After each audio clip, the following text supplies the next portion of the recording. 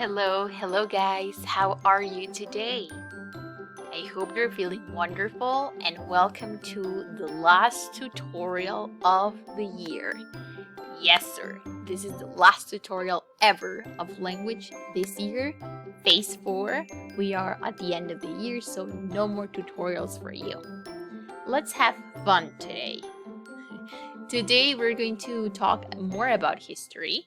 Today's tutorial is titled History is Tricky because it's true.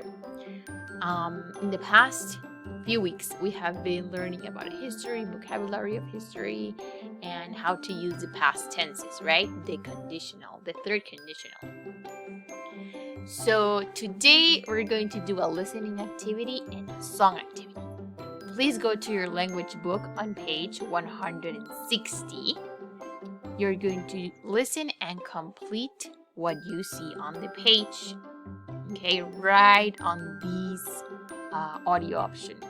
So to do that, please go to your classroom, open the tutorial, and you open the link. Okay? When you have the link there, you're going to complete the exercise in your book.